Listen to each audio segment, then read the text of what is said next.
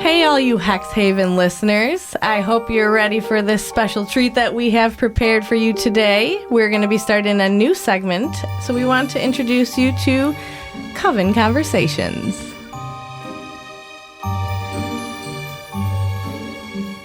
In this episode, we're going to explore astrology with Shanae Smith. Shanae has been fascinated by space, planets, stars, and the mysteries of the cosmos for as long as she can remember. Shanae first began exploring astrology in 2011. After a period of rediscovery in 2019, her practice deepened in 2021 through structured coursework and hands-on applications. Her approach to astrology is practical and rooted in study and structure. She sees astrology as a co-creative tool for clarity, transformation, and self-empowerment. Shanae is the creator and founder of Frisia Mind, an alchemic house, a space devoted to inner alchemy through astrology, where she offers personalized charts and one-on-one consultations to support others on their journey of self-discovery. Yeah. Did you see that she also has in her bio that she's a certified Ravenclaw? I did not, but I think that is awesome. I know, me too. I can't wait. I'm also a Ravenclaw. Are you really? Yes. Okay. All right, so yeah, we hope you guys enjoy this conversation with Shanae, and we plan on doing a lot of these, so stay tuned.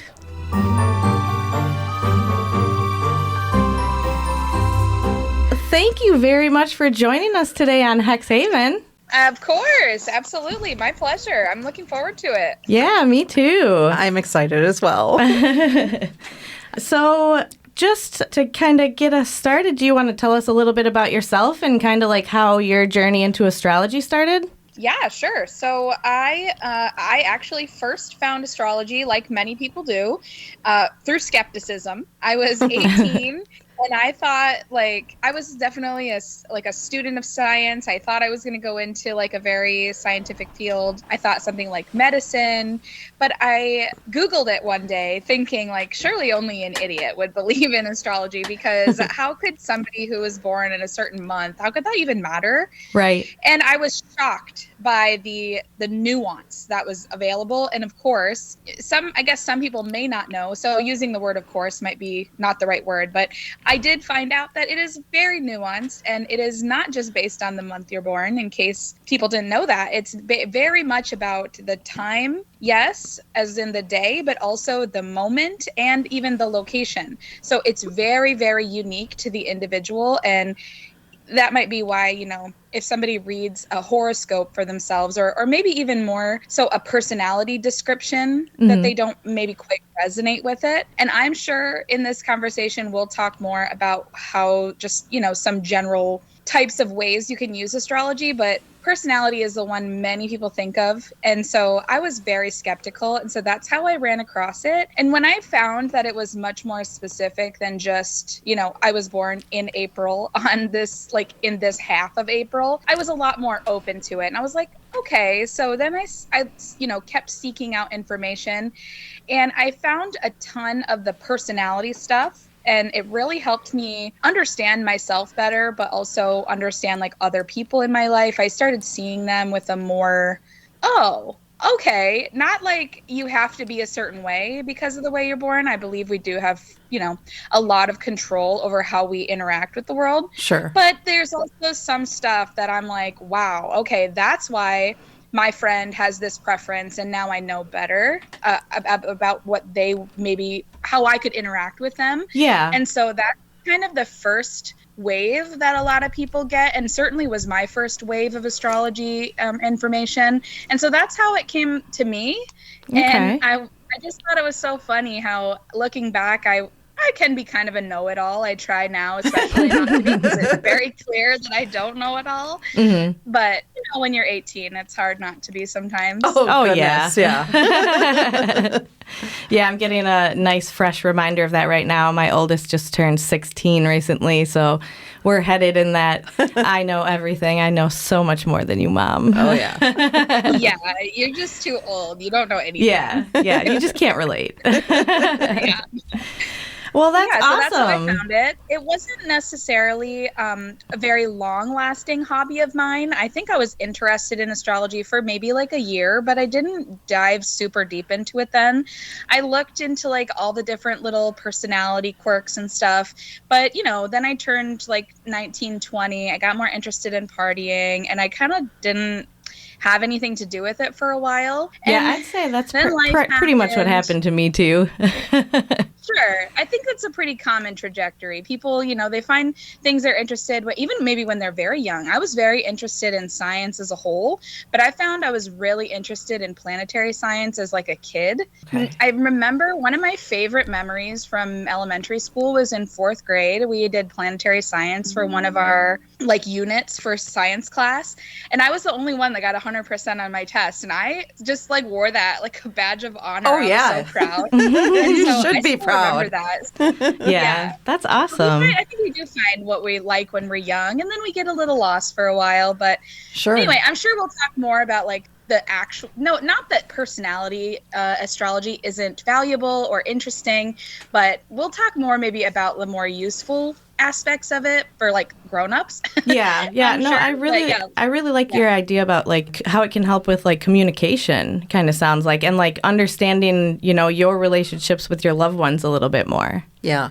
Yeah, definitely. Do you want to talk more about that specifically, or? Sure. Sure, if we could for just a quick second. Sure. We discussed talking about it as like a way to better yourself, I think mostly. Mhm. But I think that, it's really hard not to accept that we don't live in a vacuum, right? We have Right. to interact with other people. And even if you don't have the privilege of knowing someone's information, like, you can't just like go up to your boss and be like, hey boss, like when were you born? Right. You can't really do that. I mean, some of us have really cool leadership available to us, and maybe we can do that, Mhm. but it's not something that you can really do. So luckily, you don't have to know astrology to be aware that it's a thing, right? Like, or that how we interact with people. Sometimes you really gel with somebody and sometimes you don't. You Sure. don't have to overanalyze why that might be. You can just accept that, like, okay, now that I'm aware of the literally infinite amount of possibilities of interactions with people, I can let people be who they are and I can be who I am, and I don't have to I don't have to overanalyze every single little thing. But I guess just to kind of preface this, both from an interpersonal perspective as well as just, like we said, self-discovery through astrology, I think we could benefit maybe from just understanding, for people who are super unaware of astrology, just like what it kind of represents. So astrology as a whole, for my very personal definition, it's a study of the quality of time. And so the ability to analyze different aspects or components of an individual's personality, whether it's your own for your own personal growth, or maybe it's through your child for a better relationship and bond with them, or maybe a boss, so that way you can be a part of a team in a really effective way, but also, I mean, let's be real. We want to grow in our careers too. We want to further our careers in whatever fashion that feels right for us in our work-life balance, right? Sure, Right. yeah. And so having good relationships is a pretty important way to have self-growth too. And so with the study of time, the way that we can look at that in a more personality-based way, because that's typically what we think about when we're thinking about interpersonal relationships, is if you look at someone's birth chart, or like I said, even if you don't have access to it, Mercury, I think, is one of the most important planets to look at, because Mercury represents our communication style, but also to a certain degree in relationship with Venus, what we're interested in. And it's a lot easier to communicate with people when you know what they're interested in. And if they know what you're interested in, well, now suddenly you've got things, maybe not in common is quite the right word, but you have a language that you can use together, a pathway to a conversation. Bridge, yeah, exactly. And so there's other I don't want to use the word aspects, just because that is an astrology word that means a different thing. But there are other components, we'll say, to a birth chart that are really helpful depending on who you're talking to. So if you're talking to your child, then you might look at the moon sign, because that's our most emotional, and it's the planet that represents our security. If you're looking at how you interact with your father, then you might look at the sun or Saturn. If you're looking at how you're interacting with your boss, kind of a similar vibe. But instead of just looking at certain planets, you can actually look at certain areas of the chart. Those are called houses. And so you can see how just knowing even a little bit about your own chart can really have really big ripples out into how you're interacting with everybody, which, like we're saying, can really impact the bonds you make with your friends, family, your loved ones. It can also, very easily ripple out into how you're viewed in the workplace. And so knowing just how your chart is arranged, even to a very amateur level, right? You don't need to go out and get expensive or multiple astrology consultations with somebody who's been studying for decades. Like, that's not necessary. And of course, I'll leave some really amazing beginner-friendly links for the listeners today, so that way they'll be able to continue on with their path at a level that's comfortable for them. Awesome. And I can give you some book recommendations too, just so that way they don't feel like, oh, wow, I'm overwhelmed. Where do I start? Because that's a very common feeling with astrology as a whole. But yeah, especially when we start talking a little bit more granular, where we're like, wow, Mercury is this, and the moon is that, and the sun is this, and the houses and the aspects, and oh my gosh, it's like lions and tigers and bears. Oh my, I'm overwhelmed. Yeah. We don't want that. Yeah, and I think that's kind of like when me and Heather started this path.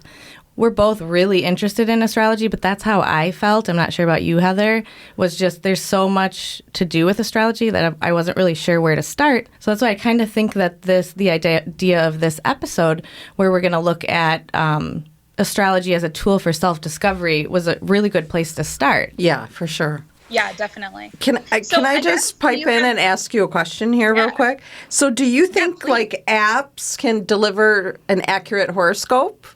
I think that they absolutely can give a lot of value, and a horoscope for sure. Yeah. Okay. So let me just, in case anybody who's listening isn't sure what the word horoscope means, I want to give a little bit of a definition. Oh, yeah. So okay. a horoscope is a time-oriented, I don't want to use the word prediction, but I guess that's the best kind of layman's term that we can use. And so that is not based necessarily around a personality trait. Some people will use the word horoscope for personality, and I'm not, is the word colloquially? I don't know what that word is, but as a modern culture, we might use that word interchangeably. Mm-hmm. But if you're looking at a website and it's saying horoscope for May, right? Horoscope for April 24, right? Mm-hmm. It's very much about a date and time, and that's the study of the quality of time. That's what we were talking about earlier. Yeah. So that is very accurate. Absolutely. Yes. You can definitely use apps to get a horoscope. You can absolutely get a high quality horoscope on YouTube from your favorite astrologer, and it can definitely be valuable.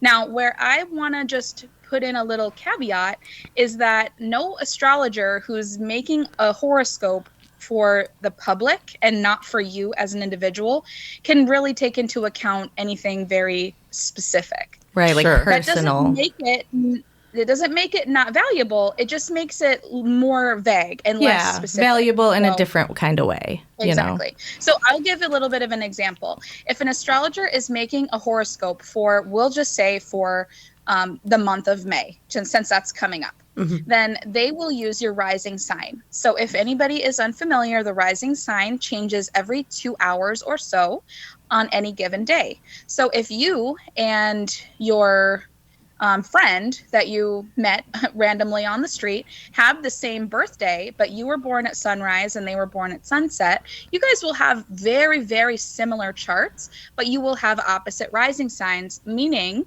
that your priorities in life will be sort of similar in some uncanny ways, but also opposite in some other ways.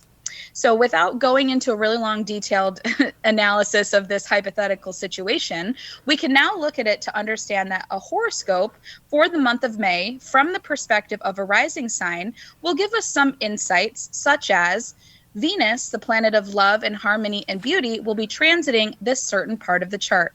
So if you are like me and you're Capricorn rising and Venus is traveling through Taurus, like it will be relatively soon, then I'll know that I'll have a lot of beauty, harmony, and, Venusian qualities, right, in my area of life associated with the 5th house, which is hobbies. So this is a really great time for me to pick up a new hobby.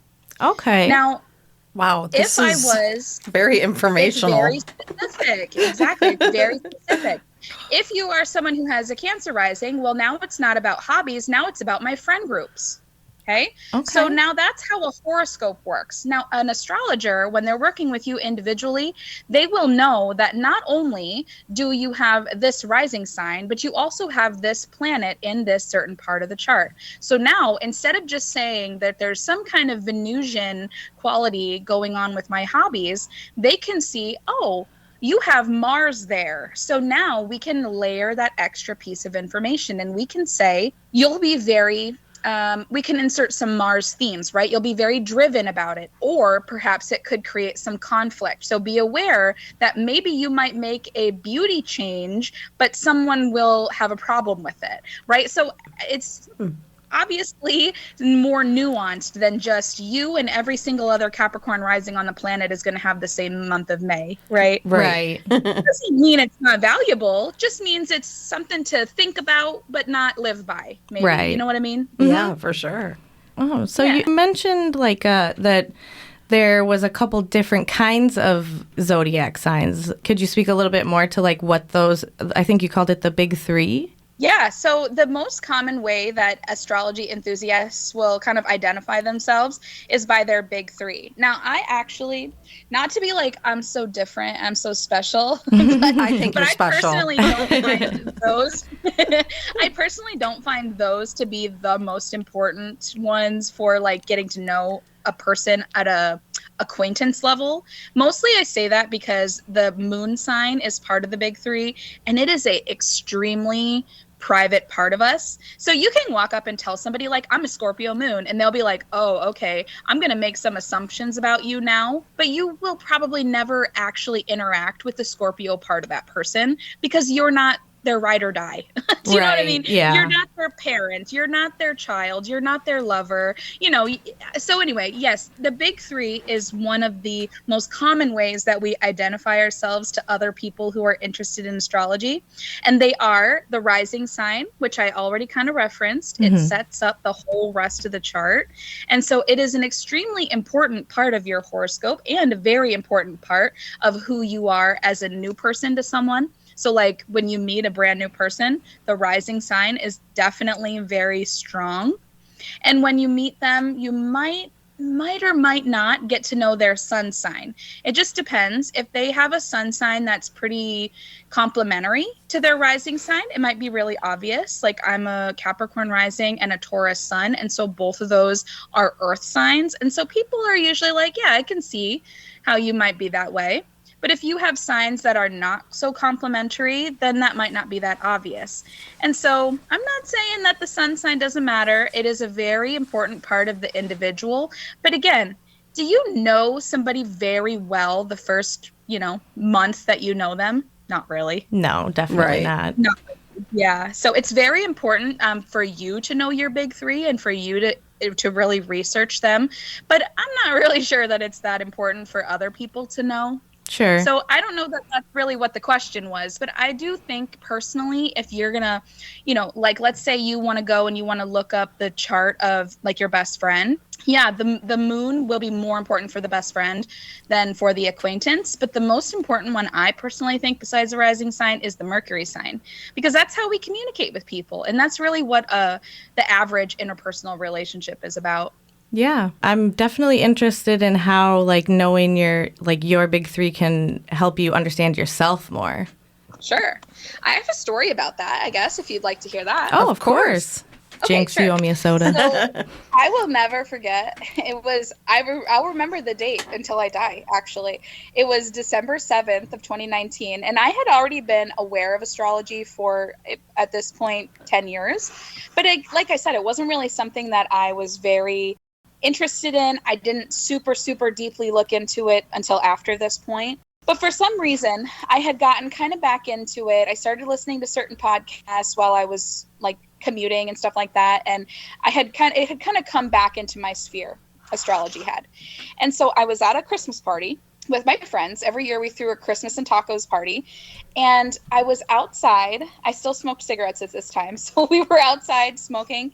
And I suddenly had this realization, oh my God, I suddenly understand why people don't really like me. And this was a big problem in my life for the last, I would say 6 or 7 years before that. I had kept running into this situation where I felt like I was a very good friend. I was a really good person to have on your team. I always wanted to solve your problems. I always wanted to give you whatever I had. My resources were your resources.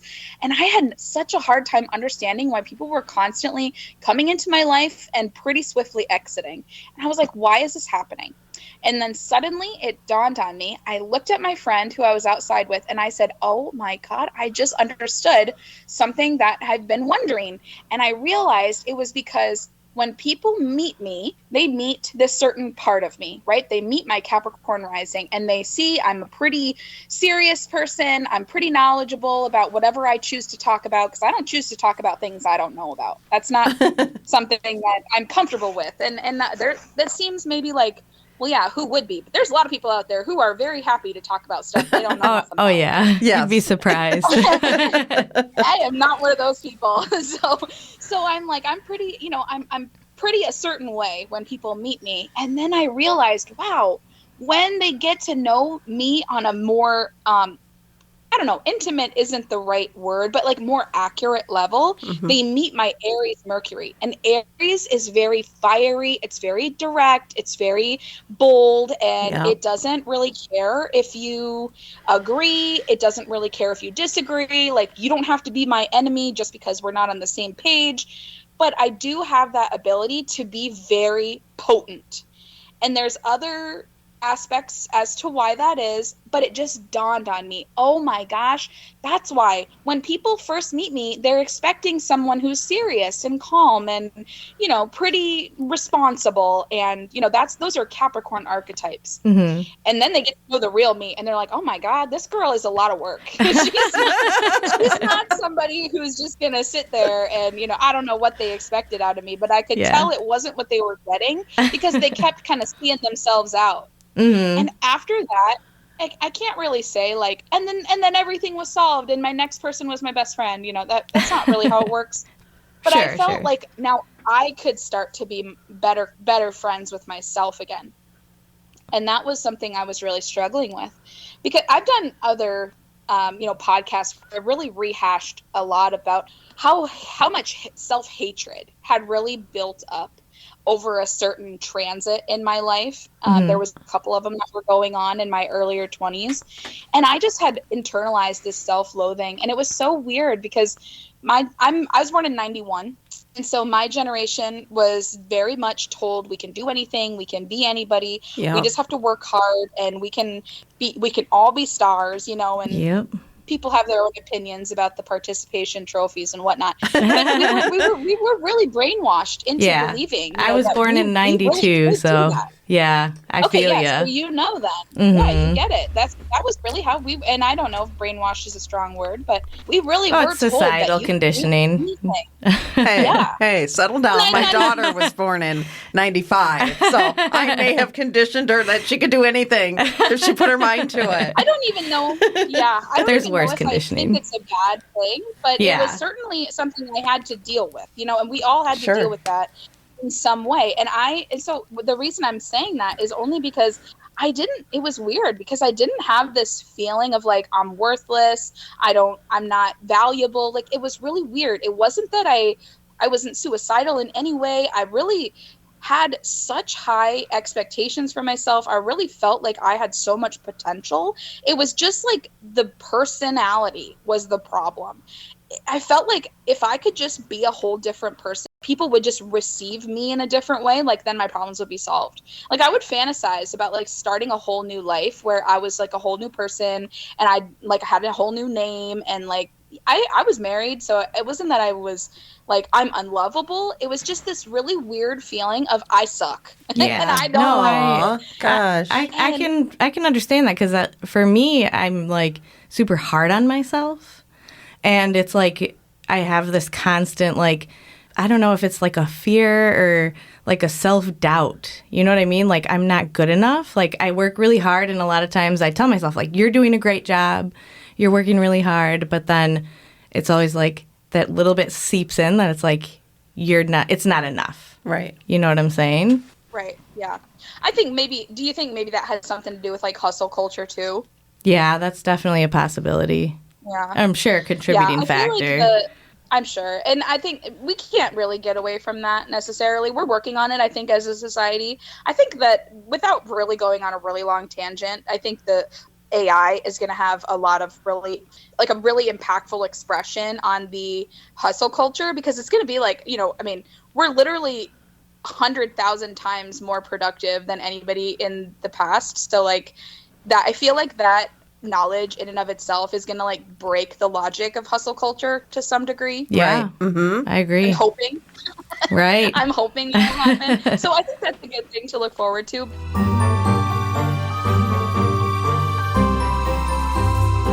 Anyway, I feel like that was one example of when like personality astrology can really give you so much validation. And I don't know, I don't look at the word validation as a negative. I think it is extremely important that we are validated as individuals, not because we need to be right all the time, or it's nothing like that, but like if you're not on the same page with who you are as an individual, you will not accomplish anything. It is really hard for people to go out there and fulfill their purpose. Like, now, just a philosophical aside, you cannot not do your purpose. Like, if anybody out there is like, what's my purpose? And that's really what I want to learn from astrology is like, what's my purpose? Like, you can't accidentally not do it. Yeah. That's the whole like definition of the word purpose. Like, you literally can't not do it. So if you're putting a lot of pressure on yourself to like go out there and figure out what it is, and no matter what you're doing, it's not enough, like those things are probably connected, right? Like, yeah, if what you do is never sense. enough, then that's probably the problem. But I just want to say, if anybody listening is like, I want to know what my purpose is through astrology, astrology will give you the ability to understand. Now, don't get me wrong, this is not something that you can just like read one blog post and figure it all out. Okay, this is something you would probably have to work with an astrologer relatively closely with for multiple sessions to really tease it all out and really understand all the different underlying archetypes. But it will only verify or validate, there's that word again, validate, what you already know, but it will help you understand how it's all connected. Right. Because there's very few people out there who are going to look at their astrology chart and be like, oh, there. Immediately, I know now that I was supposed to be a nurse, and I'm just going to go out and do that, and there's nothing complicated or complex about it. Right. And I think that there are absolutely people out there who are maybe a little more in a box than others. Yeah. But it's typically not accurate to just say someone's purpose was to do this one thing and then now they can just die. Like, that's not how it works. Right. My grandma, one of my greatest examples of this is the reason I realized that you can't come to Earth and not do your purpose was because my grandma, my mom was adopted. She's actually my adoptive grandmother. And so she came to Earth and was given no children of her own, but she mothered a child whose mother passed away at 2, and then she adopted 2 other children from orphanages. Aww. So she had 3 children that she mothered, and we'll say none of her own, but I'm just only to highlight the fact that she had 3 children that were not her own. Yeah, right. So in 1997, my uncle was accidentally shot by his best friend. It was oh my God. A complete accident. It was a horrific thing. That's awful. But it was a complete accident. It was awful. And was never really the same again. She had been diagnosed with early onset Alzheimer's, and then she passed away at the age of 69, not knowing anybody, not knowing anything. And she had a very close relationship with the Christian God, and I really turned my back on that for a really long time out of resentment and frustration. And she sewed backpacks as a job. Like, that was her job. And okay. I'm not saying that I really was like, wow, she didn't do anything with her life. Of course, I never had that thought. But if somebody was like, I sewed backpacks, do you feel like it would be easy for them to be like, I'm fulfilling my purpose? Well, no, probably not. Yeah. I'm not saying that it wasn't a valuable part of the, economic society that she was a part of. It was probably a very important piece of, the system, right? She was an important cog in a wheel, fine. Yeah. But obviously her purpose was to come and mother these beautiful children that had no mother. Yeah. Right. Wow. Couldn't accidentally not do that. She had to do that. She would do that. She would never come to Earth to not do that. So we can't look at her life and be like, she didn't fulfill her purpose just because she got early onset Alzheimer's at 55. Of course she did. Right. Yeah. Right? Of course she did. So I don't really feel like if we... Go ahead. I was going to say, so do you think people have more than one purpose? Oh, of course. But I really think that the purpose is often, I feel like people often overlook their purpose. And I use my grandma as an example to highlight that sometimes people's purpose is to hold a family together, and it's not to go and be Mother Teresa or Nelson Mandela. Like, we need those people, and their purpose is obviously important in the way that we shape the world. But if there were no people holding families together, then Nelson Mandela doesn't matter. Yeah. Right. Yeah. If there was nobody out there sewing backpacks, then there's nobody to wear the backpacks. You know what I'm saying? Like, right. I'm not trying to dismiss that anybody's purpose out there, is or isn't grand, right, or grandiose, or exciting. But I don't know that people who are seeking their purpose in life are always not doing it already. Right. Yeah. You know what I mean? Like, yeah, that kind of resonates with, like, I have a younger coworker who he's been like coming to me a lot asking about like the job and like how he is struggling to find his meaning in life and his purpose, and he's kind of trying to equate it to the job. And something that I continually tell him is look for purpose outside of what you do. This is just a place you come to make money. It's something we have to make money to be a part of society. But like your purpose is deeper than that. Your job is not who you are, No, it isn't. And it can be. It can be, yeah. Out there, it can be. But I don't think that. So I don't remember exactly the statistics, but I was listening to a business audiobook recently, and he had said that X amount of really high percentage of people seeking. He was talking about the Great Resignation, as they called it, from 2021, when people were kind of coming through the COVID pandemic and realizing that they didn't want their lives, they didn't want to be the cog in the wheel, we'll say. Yeah. And I definitely resonate with those people, because I clearly don't, I don't see my life only being sewing backpacks, we'll say metaphorically, right? Yeah. I see myself as someone who is here with a lot more insight than some others. There's no way to study astrology and not have extra insights. Right. Sure. Yeah. I mean, it's just like any other philosophical beliefs. If you study the, ancient, mysteries or whatever, you kind of feel disenchanted by sewing backpacks, we'll say. Yeah. And so that's a very fair position, especially for young people to be in. Mm-hmm. And I think that they will, your coworker aside, I think many young people, including me, I had to go through this too, where, we thought I shouldn't have to do that. I shouldn't have to be the one that has to serve the burgers at the tables. I shouldn't have to be the one that has to clean the bathtubs at this hotel, Mm-hmm. and I'm not saying that you shouldn't shoot for better, but like, you got to put in your work too, right. What's that song? Started from the bottom, now we're here. I mean, you have to start at the bottom. Right. And the funny part is, if you don't start at the bottom, like, everybody just criticizes you anyway. So like, just put your work in, Mm-hmm. So, and when you are ready to step into your purpose, if that is something that isn't, we'll keep using the metaphor of, if you're not meant to be sewing the backpacks, you can't help but step into the right purpose. So if somebody's, wondering, especially a young person, my stepdaughter's 21 and she's not really sure what she wants to do with her life in the long grand scheme of things, but she's following her interests. And that's the only thing that you can do with or without astrology.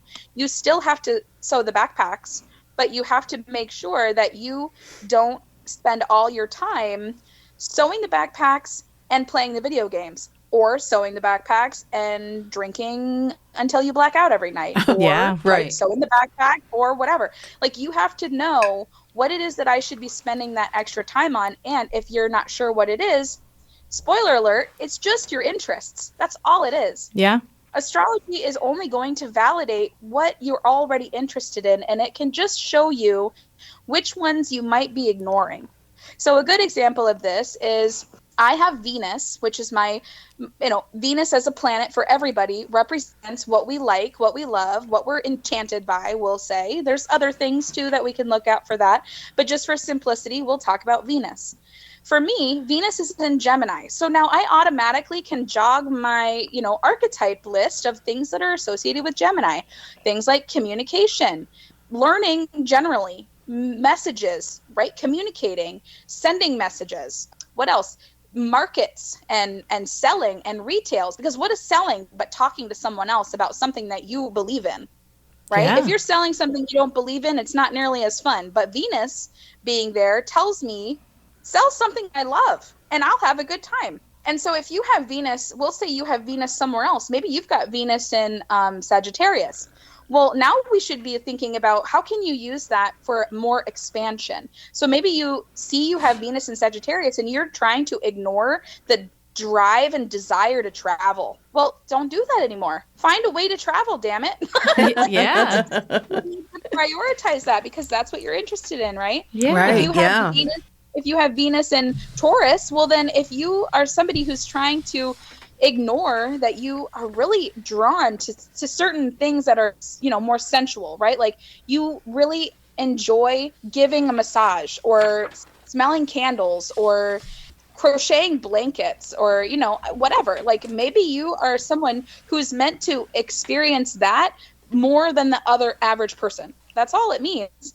And when you take that little bit of information and this other little bit of information and all the different little pieces that your astrology chart can offer you, you start to understand how they're all interconnected. And that's what makes us all unique and makes us all desire different things. And so to say that somebody, to come back to the whole point of our message today is, self-discovery through astrology, I think is what we kind of landed on, right? Yeah. Understanding yourself better purely based on astrology. If we want to boil it down really far, it's just understanding the connections of all of your different interests and how your priorities are manifesting in your life. That is what astrology can help you understand and how it can help you feel like, okay, now I know.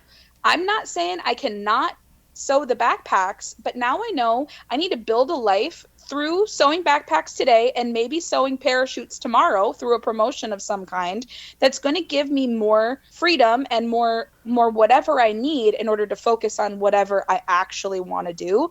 And maybe my quote unquote purpose will turn into a paid opportunity, but that might not be tomorrow. Right. And it might not be a paid opportunity, right? One of the things I like to point out, there's a couple different places in your chart where you can look at work. And I think we are very focused on how do I work successfully? But I think we kind of want to act like there's only one type of work, right? Like the people out there, especially the young people, right, who feel like they shouldn't have to do this certain type of job or that certain type of job, even though those are the only ones that they can get right now.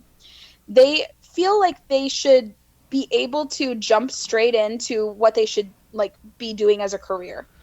And there's multiple different parts of an astrology chart that will show you different aspects of work. And so one of them is your finances. Now, your finances are not inherently connected to your daily work routine. It seems like it should be for us average Joes who really kind of are part of the cogs and the wheels, right? Yeah. But if you think about it, even just barely, you'll realize, wow, there's lots of people out there who don't work for time for money, right? Like, a real estate mogul. He doesn't spend an hour making $1. That's not how they function. Right. And so finances are not always tied to your daily work routines, right? Now, there's another aspect of the chart, which is your reputation.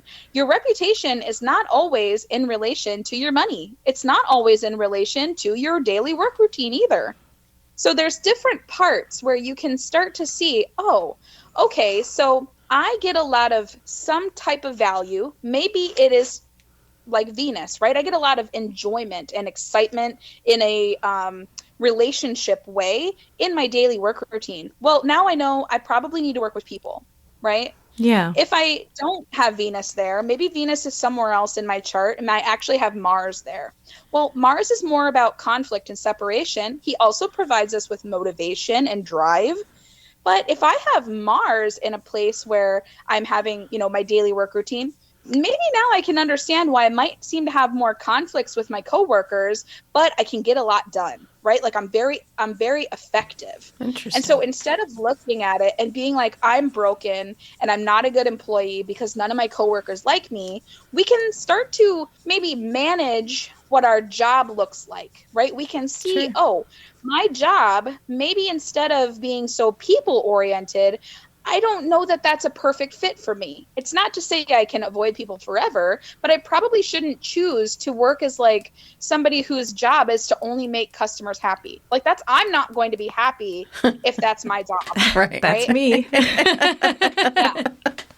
And then the other aspect of it is your reputation, like we said. So if your reputation is not inherently linked to what you do every day at work, and it's not inherently linked to what you do for money, then what is it for you? Like what would you love to be known for? Well, that's a very different thing than what you do every day purely based on Sure. requirement. Yeah. You know what I'm saying? The need for money and Right. Exactly. Yeah. Yeah. One of 'cause- my best examples for this is Jesus Christ. And I'm sorry I've brought up 2 Christian examples, but everybody's Oh, no, that's familiar fine. with How Jesus. dare being you. right? But he's a great example for this, and you'll see why. Everybody's familiar that his job was a carpenter, right? He Yeah. worked for money. He nobody was wandering around when he was 19 and was like, here, Jesus, you're going to be somebody special someday, so here's some free food. right. I believe in you. Yeah. You're gonna that's become not an how his life was influencer. going. There's no way.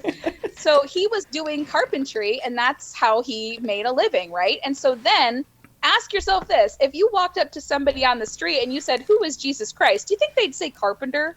No, definitely not. No, they wouldn't. Of course they wouldn't. They'd say he was a teacher. He's a spiritual teacher. Well, that's his reputation. So if you think that he was paid for being a spiritual teacher back in 0 AD, Yeah. you're kind of deluding yourself a little bit. He still had to sew the backpacks. Yeah. Right?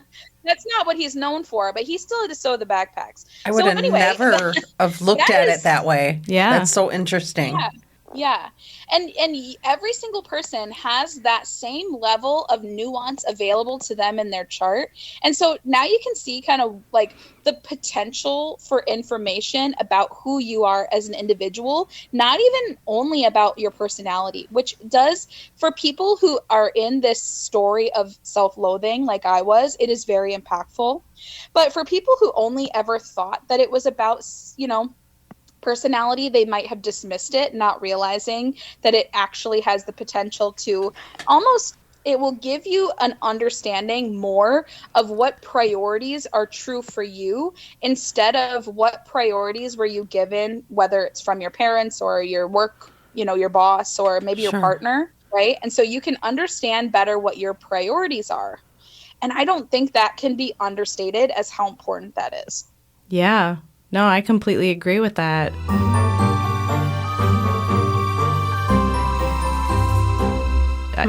I did kind of start using this app to look at my birth chart, but I will say I didn't know the importance of knowing your exact time of birth as far as looking at a birth chart, but it was just a real generic overview on an app. And I will say that there was a lot of things, especially with the way that I interpret the messages with, let's say, my husband, for example. The message that he's giving off, there was a lot of times where I was overreacting, getting defensive, not really realizing it. that I was a part of the problem. It was always me thinking he was the issue. And then, like, I downloaded my birth chart and I was kind of going through it, and it talked about, like, it kind of spoke to some of the reasons why I might be perceiving the messages in that way. And it really did, like, change the way that him and I communicate when I started understanding some of that stuff. So, like, I guess for me, it's really interesting how understanding yourself can help you understand the way that you interact with others. Sure. You know? Yes, absolutely. And, you can obviously take that the next step too. Look at his chart, see how he's communicating. And then you'll all of a sudden, once you start to understand the underlying message, instead of just, reading this blog post and being like, well, I guess that's the truth and nothing but the truth, right? Like, yeah, there's a part of it when you're a new person to astrology where you don't have any other option. You only can read things at face value and either be like, well, that sounds right, or, well, I don't know, that sounds wrong, but I don't really know what else to look at, right? Mm-hmm. And so once you kind of move past that part, which unfortunately doesn't happen super fast, it does take quite a long time. And if you want to speed past that process, obviously I recommend talking to an astrologer to have like a dialogue with them, mm-hmm. because they can be like, well, here's a few options. Tell me which one feels best, instead of some nameless blog post that's like, this is what this means, take it or leave it. Right. when you do have that dialogue and you have the ability to look, like you said, to say, oh, wow, okay, now I'm understanding kind of where the source of this is. Now I don't have to interact with it. I can remind myself every single time I'm feeling that way, wait, this is a me problem. This isn't a him problem. Mm-hmm. And I think, too, even like you said, knowing the exact time of your birth, that part is most important when you're looking at two parts of astrology, which we'll say is I'm going to call it the priorities, which is what we were just talking about. Like if you have Venus in the house of your everyday work routines, mm-hmm. that will tell you what kind of priorities for work you have. Whereas if you have Mars there, well, then you probably don't have the same priorities as someone who had Venus there. So that information is from you knowing exactly what time and what location on the planet that you're born. There's another type that we haven't talked about very much, but it's called transits. And transits can help you understand how the quality of time that is happening in the moment is happening with, we'll say, how it's melding with you as an individual. Because your chart and you as a person with a personality moving through space and time, not to get really scientific here, but you moving through space and time is interacting with the quality of time right now. And so that's why sometimes are easier than others, right? That's why sometimes we have a really rough year, we'll say, or a really rough couple years, and why other times we have, pretty easy couple years. Right. And so that's transits. Now, if you don't know what time you're born, then we can't look at transits. We can know that X planet in the sky right now is interacting with your planet. And so we can make some assumptions about that. And we can say, for example, if Saturn, the planet of responsibility, among other things, is interacting with your Venus, we don't have to know what time you're born in order to know that. We know that that's happening based on math and the fact that you were born on a certain day in a certain year. But we won't have the information to apply it to your priorities. So if Venus is being interacted with Saturn, then we're going to have some kind of responsibility coming up around your relationships, most likely, but it could also be your finances or maybe how you feel about some other person or how you feel about yourself, especially in I don't want to use the word vain because that's not the right word, but in a vanity way, right? Mm-hmm. It's about beauty. That's what it is. And so we can know that those themes are going to be coming up. But if we don't know what time you're born, then we don't know that it's happening mostly through work or mostly through your siblings or mostly through your dreams, right? Mm-hmm. When you know the time of your birth, you get a lot more nuance as to what part of your life might be impacted, whether it's work or more emotional or more socially, that kind of thing. Maybe it's more to do with your artwork. So that's what you're, quote, missing out on if you don't know what time you're born. So I do highly recommend that if you don't know, people go do get that information. But Otherwise, you still can have a ton of really valuable personality information purely based on the date of your birth. So like you were saying, it told you this planet was in this sign, and that will give you a lot of information. And if you don't know what time you're born, like if anybody listening is like my mom and they were adopted and that's something that's difficult for you to access, there's a couple options. You can decide to become your own astrologer and really study and look back at your timeline and figure out, this is when this happened and this is when that happened, and you can make a really meticulous lifeline and try to figure it out yourself, of course, but just by kind of like reverse engineer. That seems super complicated. It is, but what I was going to say is you can also pay somebody to do that. Okay. So you can pay an astrologer with the skill set to do that. Now, if you are somebody who wants to hire an astrologer to do that, all you have to do is Google astrology rectification, and that will pull up some astrologers. I would recommend just like looking into them a little bit and making sure that they have some testimonials that say that someone really got a lot of clarity out of that, just because it's a very advanced technique. This is not something that somebody should only be charging like $100 for. If somebody's telling you they're going to do that and they only want like $99, like just don't give them your money. Find someone else. That should be more like $350, $500. I mean, it could be even more depending on how many people this astrologer has helped. Mm-hmm. But if you are getting into astrology and you are really wanting that information, it is available from the right astrologer. It's just not something that every astrologer knows how to do because it is extremely advanced. Like you said, it's very complex. Yeah. But yeah, it is. It's still there's still a lot of valuable information available, especially if you're somebody who's really needing to understand who am I and who did everybody else tell me to be? How did I show up in the world that was inauthentic to me? Mm-hmm. That stuff can really still be validated through just the time, like just the date, not even the time. Okay. So that's still really important to I think as astrologers, we're always like, you got to know the time. And yeah, I mean, the moon moves really fast. There's a chance that if you don't know what time you're born, you have the wrong moon sign. If your moon is like at 15 degrees and you don't know what time you're born, you're still safe. It's not going to have moved out of sign. But like if you look at your chart and your moon is in like, 0 to 10 degrees or from 20 to 30 degrees, it might not be right because it moves that fast. Yeah. Okay.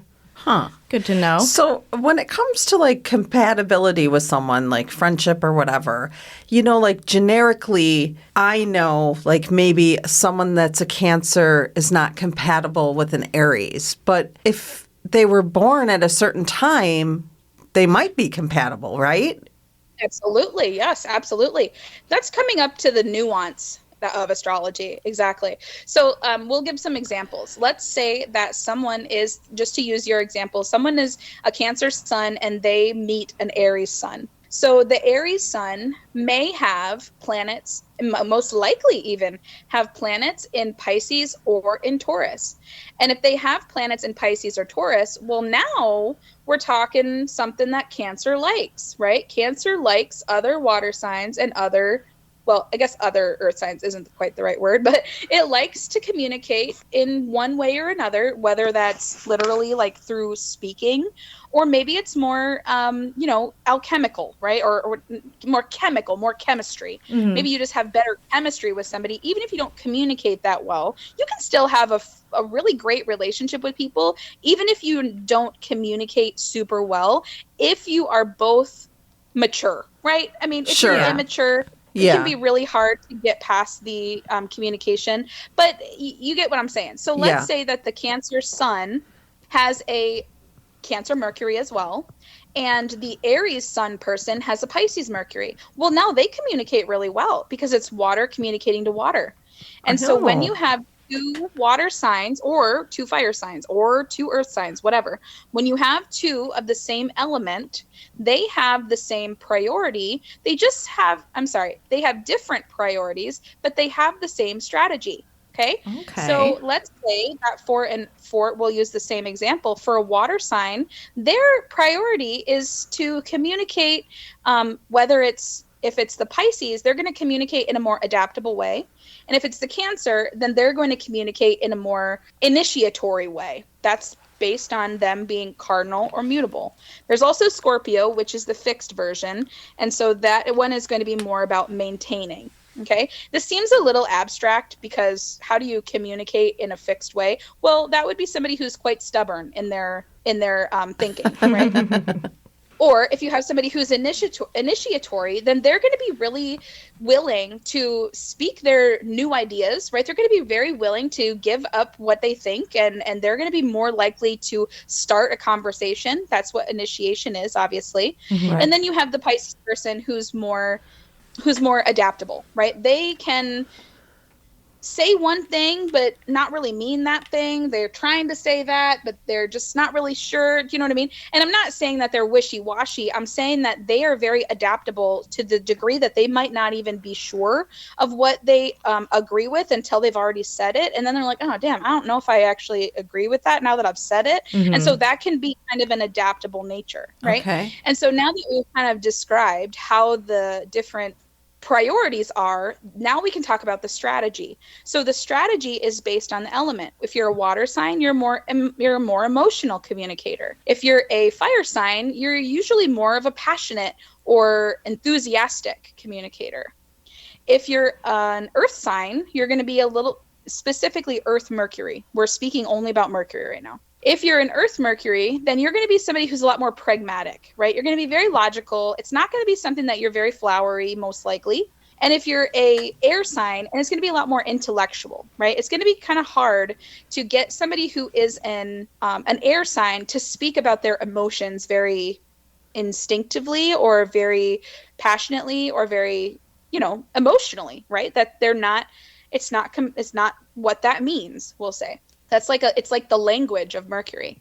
And so now that you're, seeing, oh my gosh, I don't have good compatibility with this person because their sun sign is in a certain sign and mine is in a certain sign, we start to see bridges like we talked about before. I have a bridge to communicate with this person because we have these certain signs, compatible. Yeah. If they have, we'll say that the sun signs are, quote unquote, non-compatible. Well, then at a core level, there is something about the life force energy of the Cancer and the life force energy of the Aries person that are, to a degree, non-compatible and in tension. They're creating tension. So that can mean that they would make really great friends, but it might be difficult for them to be really great life partners. Wow, okay. Because their life force energy is kind of in it's a square aspect. They're 90 degrees apart. Mm-hmm. And so that's like the energy of a city block, right? Like, it's not that you can't go over there. It's that you can't go through a city block very easily. You got to go down to the corner and then you got to go over.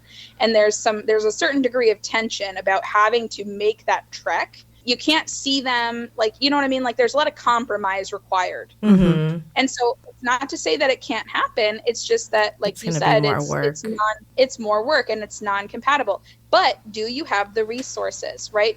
Perhaps in the situation where you and a life partner have these quote unquote non-compatible signs, especially in the sun, where you are not really able to be a different person, right? Like, if you are a Taurus sun, you cannot not value the Taurian themes. Sure. You can't not do it. Yeah, like, it's who you are. If you are a Capricorn sun, you don't have to climb a corporate ladder, but you will have a pretty responsible orientation of your life. And when you do not do that, you don't feel good. You feel drained. Yeah. If you are ignoring your sun, you are feeling drained. There's no way around it. And that's the whole thing about the sun, is it is your life force energy and it is your core individual self.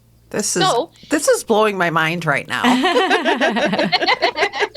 It feels really, really good to have it click. And I want to say, too, I hope that I'm imparting the value of knowing that it's a whole chart. It's not just about the one thing, right? Yeah. So, like, if you they're like puzzle pieces. And if you and a partner do have something that you're like, you know what, I'm quote unquote non-compatible with my life partner, but we're happy. Well, that's great. Don't let the astrology talk you out of anything. Yeah. All it's doing is pointing out that you guys have figured out how to compromise, and that's a really awesome thing. Right. Yeah. Right? That's not saying that you're doing anything wrong or you're with the wrong person, and I guess too, one of the things that some people are concerned about, maybe this isn't necessarily about compatibility, but just to kind of bring up something along the same vein, is if there's something about an astrology thing that's making you nervous or scared, I'm not saying you're doing it wrong, because there are things that even as an astrologer, I still get nervous. Like I have a transit coming up that I'm nervous about, and it doesn't mean that it just goes away. But it does mean that now I understand what the archetypes are going to be bringing up. So now I can try and be a little more proactive with them and be more like, I can try and be the conductor of the concert. Sure. Instead of this concert trying to happen without me. Like, I'm closing my eyes at the front and I don't know what's happening. I can look at it and be like, okay, this quote unquote scary thing is coming. One of them that I think people get really nervous about is when Saturn goes somewhere where they think that their partner is. So maybe Saturn is coming up on your Venus and you're like, oh my God, what if Saturn takes away my partner? Or maybe it's something even scarier. Like maybe you've got Pluto can represent death, and people can read online that like it means death, and oh my God, it's happening on my Venus, and oh my God, it's also in my 7th house of partners. It's like, hold on a second. I'm not saying that those archetypes are not valid, but it's not set in stone. My goodness, that your partner is going to die in the next year. Like, please relax. That is not what you should be taking from this anonymous blog, right? that somebody has posted. Okay, so let's take a step back when those kind of things are like popping up in your research. I can't sit there and tell you that your partner's never going to pass away. Like I don't have the ability to do that. Right. Of course. But yeah. Death is not always what we think of as someone literally going into a coffin and going into the ground, right? Like sometimes we have metaphorical deaths. Sometimes we don't have a death, we just have a transformation, right? Maybe your partner is going to lose 100 pounds and they're going to have a whole different worldview now, and I'm not trying to be like, oh, don't worry, nothing bad ever happens, because I mean, life is hard and we all will have to go through hardship, and knowing about astrology does not solve that problem. It doesn't make you immune from certain things. It just helps you know that, like, not only do I have some, I don't know, I'm not necessarily sold on the whole, like, everything is fate and I have no control. I personally think because I know enough about astrology now, I can understand what archetypes are available to me. So, like, for example, when I see that something quote unquote scary is coming, or maybe not even scary, like let's just use something kind of light, like Mercury retrograde. Mercury retrograde is something that gets a lot of attention online because it's annoying, mostly, I think. And people are like, ugh, Mercury retrograde is coming. I'm just going to relax for the next 3 weeks. I'm not going to do anything. Well, yeah. Hold on now. If you do that, the universe is going to be like, okay, well, you didn't want to take control of this, so here comes the Mercury retrograde archetype in full swing, Now you really are fucked. now the universe has been like, okay, fine, here it comes. But if you're like, okay, I'm going to use my logic that I was blessed with to say, okay, Mercury is going to go retrograde in this sign, in this part of my chart. And now I know that those are the archetypes that we're playing with. So let's pretend that Mercury is going to go retrograde in your 3rd house. 3rd house is all about your foundational education. It can also be about your short distance travel, and it can be about your message, like as a communicator. Maybe maybe you write a blog. It's about your writing. Okay. So if you're like, I'm going to just take a break, I don't really want to wrangle this energy, I just want to pretend it's not happening. Well, now the universe is like, okay, let's screw up your blog, and let's also give you a flat tire, and also you're going to have a fight with your sister. You're like, oh, damn, this Mercury retrograde is so hard. Ugh, I hate this. I don't want this. I'm going to go back to bed, right? Well, you're still in a fight with your sister. You still have to deal with the flat tire, and your blog is not going to fix itself. Right. So if you know, okay, it's going to be happening in my 3rd house, what I'm going to do is I'm going to purposely go back and I'm going to use this time to revise my blog post, because that's something that Mercury is like, oh, thank God you gave me something that I can work with. now that we can use this backwards energy to go back, look at something that was already, maybe ready for a refresh, right? Mm-hmm. Okay. Does that mean that you won't get the flat tire? I don't know. Maybe not. But it does, to me, it seems like that's kind of how it works, right? Like if I am proactive and I know, like, for example, Saturn is going through my third house right now. So Saturn is about responsibility and foundations. It can also be about delays and making sure that your boundaries are set. Well, if I ignore, which I did accidentally, I didn't realize that I was doing this because I wasn't really focused on astrology at the time, but I didn't realize that it was going to be going through my 11th house of friendships. And this is when I was going through all that stuff I was talking about earlier, where people were coming and going just super fast. And I thought it was a representation of like how bad of a friend I must be. Like people don't value me, even though I feel like I'm really giving and giving and giving. And if I could have known that Saturn was going through this certain house at this certain time, I could have expected that these friends were going to be seeing themselves out because they weren't here for the long haul. Yeah. Not to say that they weren't responsible people, but they were not going to facilitate me having a responsible experience. Yeah. They were part of my party crew. Like, yeah, I should know, now that I know, but I didn't know then. And so since I didn't, the universe just kind of like, I had to like ragdoll because it was like throwing me around and I didn't know how to like manage the energy. And that's how most people go through their life. And I think that's why, not to say that it isn't valuable in and of its own self, but I think that's why faith is such I'm going to use the word drug because I don't know of a better word, but it has this like magical property, right? Like people use faith to describe how they survive the most horrific, horrible things in life, right? That's how my grandma survived her son's passing. It's how she survived her Alzheimer's for 15 years. She would literally like put her hands on her head and like not try to pull her hair out, but she would like pull her own hair in frustration and say like she just wished that God would take her right now. That I can't even fathom feeling like that. Yeah. Feeling like you wish God would just take you to heaven. Like there's nothing more heartbreaking, I think, than somebody wanting to be taken. Like that's so sad. Mm-hmm. And I don't mean to bring the vibe down, but I'm just saying that is where faith comes in. And I can understand now that's all faith is, right? That's what it is people need, because they don't understand how to analyze the quality of time. And so the only option that they have left is either faith or bitterness and resentment. And then they start to feel like they don't have control. And so they might as well just like, drink or escape in some other way or play video games for 7 hours or, whatever. Yeah.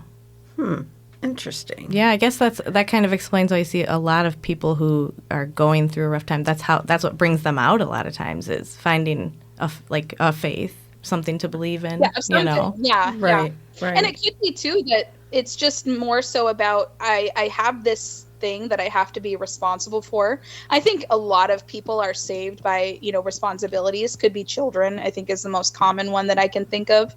Yeah. I have to be here for my children. There are things depending on me, people depending on me. Yeah. And that might be faith in yourself, right? Like I trust myself to be here. And not everybody is like that, unfortunately. My stepdad was a drug addict, and I don't know necessarily that I don't know if he tried very hard not to be. I mean, I don't know what his experience was. I was a kid. Right. But I mean, he was not somebody that was like, I've got someone here I got to take care of. That was not his experience. It's definitely not everyone's priority. No. Right. So I think you do get you get to choose your own adventure, we'll say. You can choose escapism. You can choose to have responsibility in yourself, whatever that looks like. You can choose escapism, or you can choose this other cool hidden fourth option, which is to know the quality of time. And I'm not saying that, like I said, you're not immune to things being difficult. I mean, that's right. Mercury retrograde is still frustrating, even when you know that it's happening. But you don't have to make it be like, am I doing something wrong? Like, I didn't have to make it be about me when all my friends were leaving me. It wasn't really about me. They said that I was just hard to be friends with. They said that, I was well, I don't know, we didn't talk about if I could swear or not, but they called me the B word. Oh, you swear. can. Okay, yeah. Well, they were like, you're a bitch and we don't want to be your friend anymore. And I was like, I just really don't feel like that's it. Like, I can't fathom that my willingness to be anything you needed was not good enough. Yeah. So like, what was it?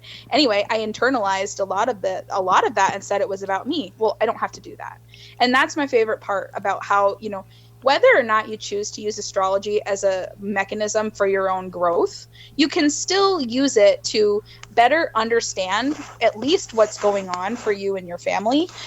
And if you don't really care to learn what is going on when, how it all works, you don't want to study, like literally people study astrology for decades and they still don't know everything, right? So right. I mean, it's not something that you really study to get to the end of. It's not like and it reminds me of like physics in a way, where it's like, even after you learn all of the physics, like your job now is to just go learn all of the physics that nobody knows. That's kind of what astrology is like. And so there's really not an end to it, and you can decide how you use it. You can use it for growth, or you can use it for understanding, or you can just know that it's a thing and just, it's kind of like gravity. It's like, it's not like you act a different way because gravity is here or it isn't, I guess. Like, sure. You just go about, or rather that you know about it, right? Yeah. Like, you just go about your life knowing that it's a thing and you can rely on it.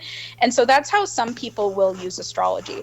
Maybe that's how it will appear for you too, where you're like, this is really cool, but my thing is actually this other thing, and I just don't have the bandwidth to learn astrology to a degree that is, something I can use on my own in my own practice, unless I get help, right? Like, that's where I would say 99% of even super interested in astrology people is they're like, I can't learn all of this and really have it be a part of my daily routine. I can read my horoscope. 100% me. Yeah. Like, I believe in it all.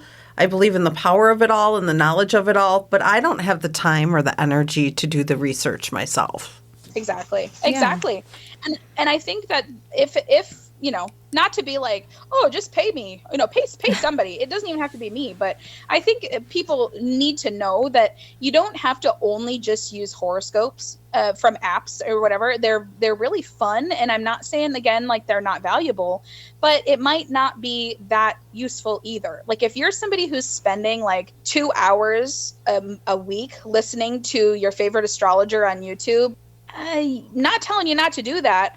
I'm just telling you that it might be a better use of your time to pay an astrologer quarterly to talk about the next quarter for 2 hours, right? And then save that other 2 hours, like literally every single week after that. Like, that's 24 hours. And I'm not, again, if you really, my favorite astrologer to listen to weekly is Haley Comet. She is so sweet and I love her, and she has a really great co-creative viewpoint, but I don't listen to her whole video. I only listen to the first like 12 minutes because she gives this really fun vibe check of the week kind of thing, where she talks basically like, if the astrology of this week was a scenario, then it would be like this. One of my favorite ones was, she said that, imagine you are a marketer who works for a nail polish company and you accidentally sent out a marketing blast that said the shit is here, and you meant it to say the shift is here. And so I've done it's that just like before. a little silly thing. Yeah. It's just a little silly thing that's like, hey, but good news, that marketing tactic actually was super, super successful. Everybody was sharing it. It went viral. So it was like, the vibe check of the week was, you made a mistake that made you feel absolutely mortified, but it was good in the end. Yeah. And so that's kind of what she'll do. And I'm not saying don't engage with astrology if you don't have ability or the desire, I guess, to have it be specifically tailored to you. But just be aware that like, it might be just, it's not much different than just watching your favorite vlogger. Like, if it's something that you enjoy, that's a different thing. But if you're trying to get some really usable information about planning your week, well, I don't know. There's not that many astrologers out there that I think are worth that amount of time. I think you should spend a little money to talk to somebody about your actual chart, so that way you don't waste your own time, Right. unless it's just for fun. Like if it's for fun, go have a heyday. I love that. I love that. That's what I do. But yeah. So anyway, Awesome. I'm not sure exactly where I got on that tangent at. It's okay. That is You've been delightful. yes.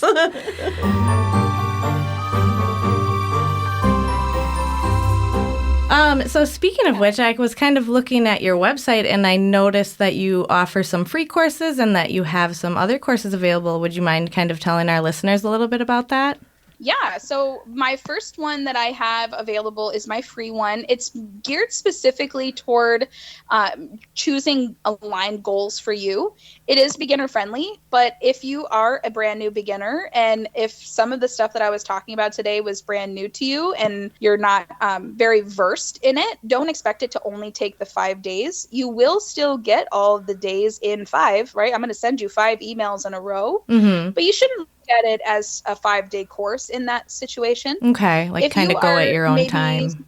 Absolutely. That's what I would recommend. If you're somebody who's like, yeah, I'm familiar with the planets, I know my chart well enough to know that this is where the things are and this is what the houses are. If you're kind of in that situation, you could do it in 5 days.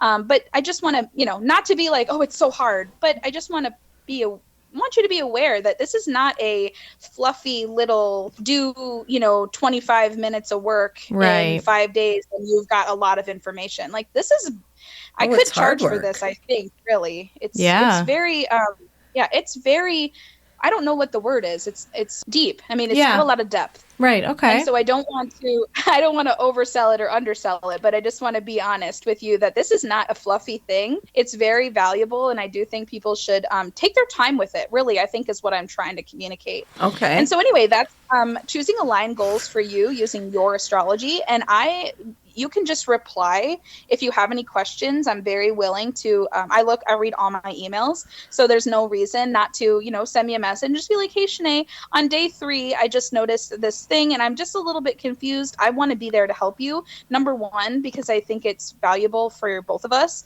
but also so that way I can make sure I edit it and make sure everybody after you gets a really great product. So that's a way that I can kind of make sure that it's good for everybody going forward too. So that's my free course. I also have been debating on creating a newbie startup guide. I already recorded quite a few of the modules, but I took a break after I moved and all that. So that one is maybe to be delivered someday. Okay. But otherwise, I don't know necessarily how many more courses I'll have in the near future because I'm actually working on a couple different things. I'm working right now on it's kind of like a quiz. Do you remember back in the day when you would take quizzes like in Cosmo magazine? Oh, yeah. And it would be like, do you have mostly A's, B's, and C's or D's? Yeah. Then this is your result. I'm actually working on one of those right now in order to help people understand why they might feel scattered or stuck or just kind of confused about what their next step is. And so I'm working on that right now, which I think is going to be really valuable because it's kind of overwhelming for people to decipher what in the heck kind of help do I actually need, right? Like some people need help with the personality part and knowing like what's really mine versus what's my spouse's and what is it that I got from my family and which of these things are actually aligned. So it's helpful for me if you know that's what you need help with. Right. Or maybe you need help with like knowing like, how do I plan my next quarter? I'm really maybe an ambitious person, but I'm having trouble deciding on what to focus on. Is now the time that I should be taking a course? Is now a time that I should really be pushing marketing? Is now when I should be instead of focusing on my career, do I need to know that I have some kind of maybe more personal thing coming up, right? Like it'd be really helpful if I knew that. Well, then that's how I can maybe help you because people sometimes they don't know what they need help with. Yeah. Shanae, I think I need help with everything. That's how I feel a lot. That's how I feel. Yeah, that reminds me of an H&R Block commercial that they played during taxes. And there's this gal and she's like trying to knit this sweater and you can tell it's not going well. And he's like, we can call H&R Block and they'll help us with our taxes. And she's like, I need help. That made me feel, that's so funny. Yeah. I need help, please. Yes. Yeah. So I'm working on that right now. It's not quite ready, but it's going to be ready soon. Okay. And then I'm actually working on my other thing. I have so many irons in the fire, obviously.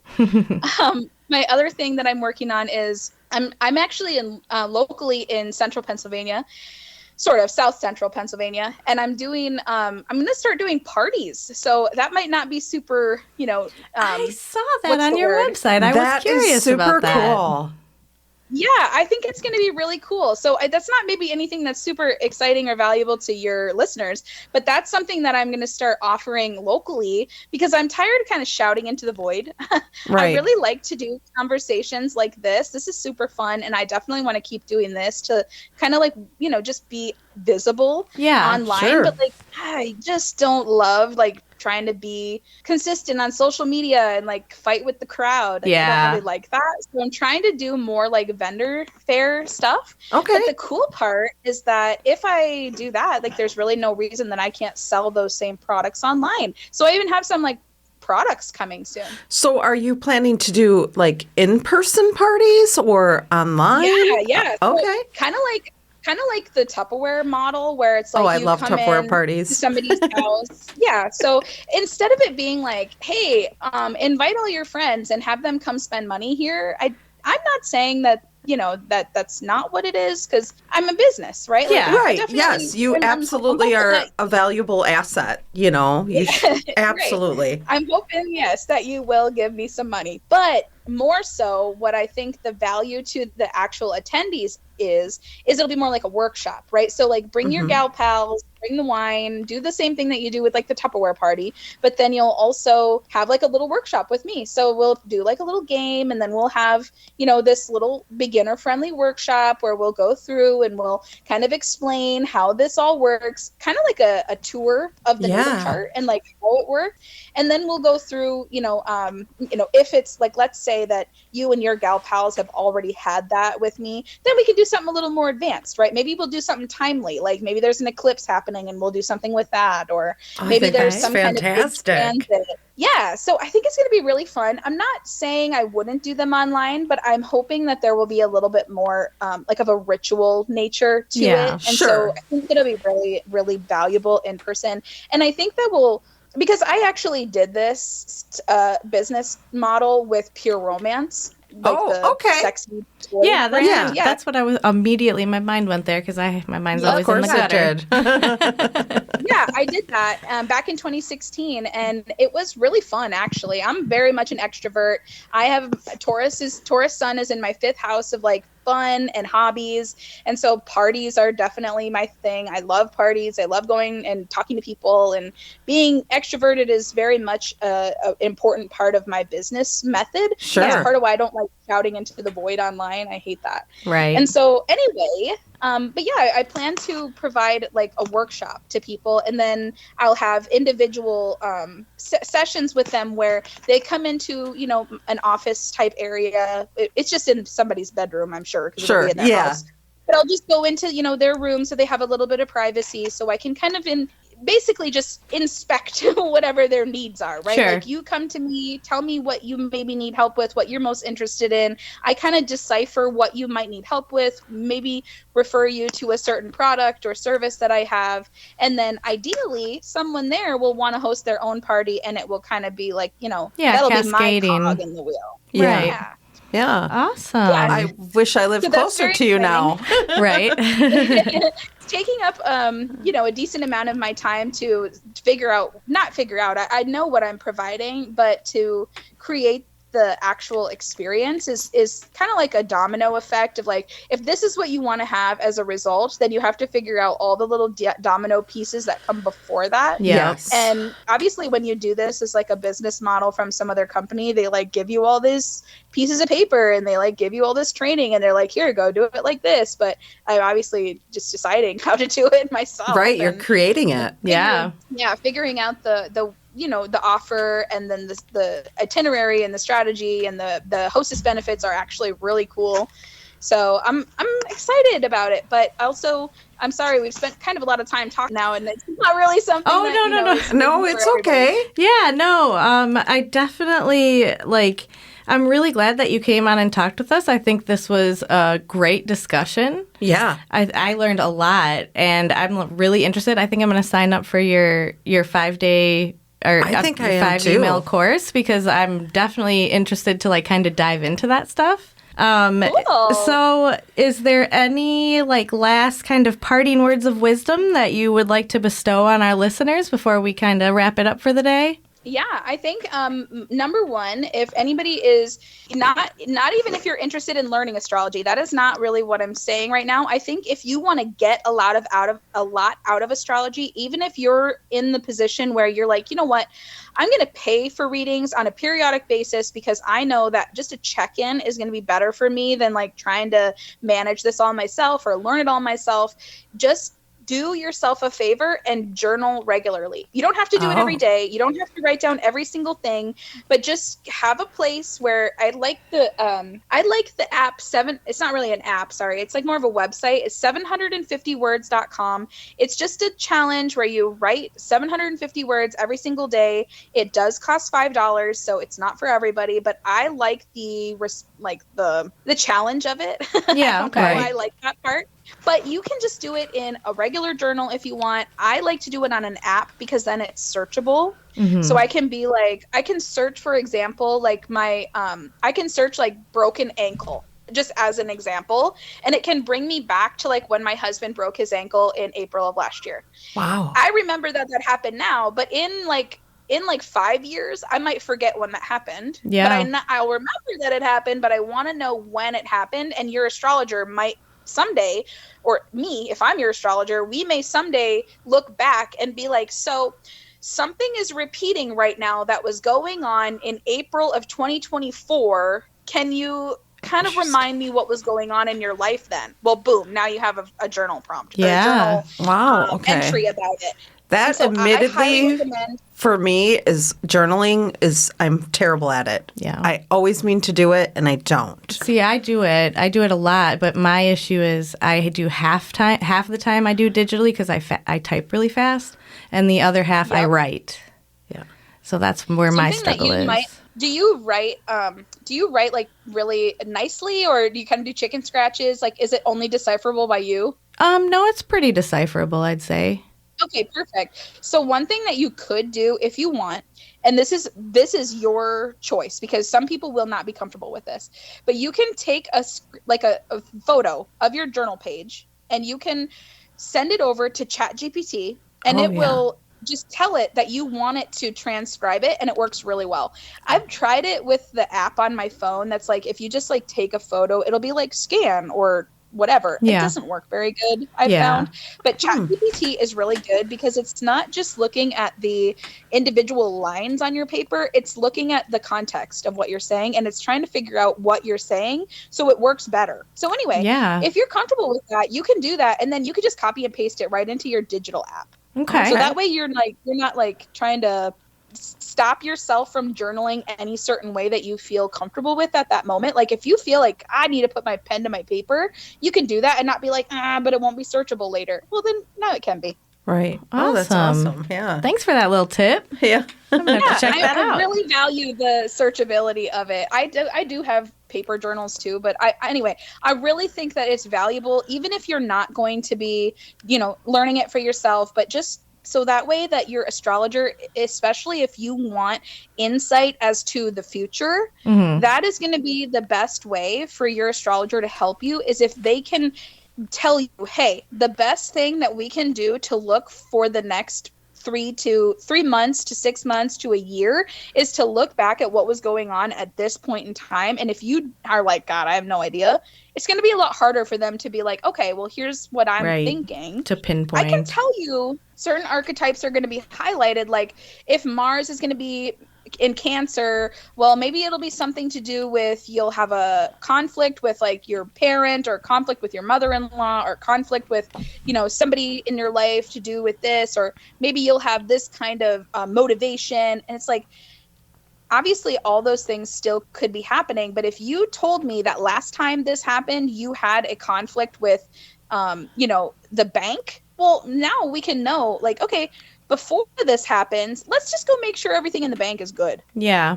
Right? Yeah, it's assembling your toolkit before you go to a job. Or something like that, Exactly, yes.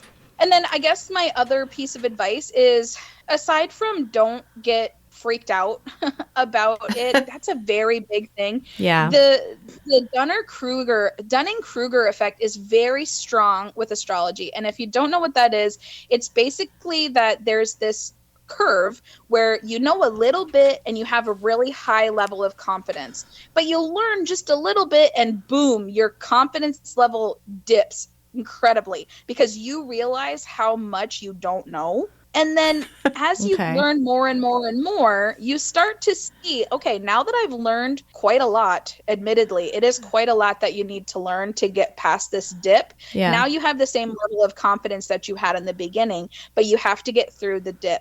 There's a book about this if anybody wants to look it up. I never read it, but it's called The Dip by Seth Godin. Just knowing about the graph in and of itself, if you want to Google it, you will see, okay, I'm in the dip. It doesn't mean anything about me. It's not forever. It's not forever. But I think that even if you were not somebody who was trying to learn astrology and you just were somebody who studied it a little too far, you will see that there is more challenge in life than ease. And that starts to be really heavy. Yeah, very overwhelming feeling. Yeah, exactly. So I just want to, I don't want to scare anybody, but I just want to tell you, if you start to be really, really almost obsessed with astrology, it will happen pretty quickly where you're like, oh my God, my life is going to be hard. Oh my God, this hard stuff is coming up really quick. Oh my God, my life is going to be hard 9 months out of 12 out of a year. It's already been hard. Yeah.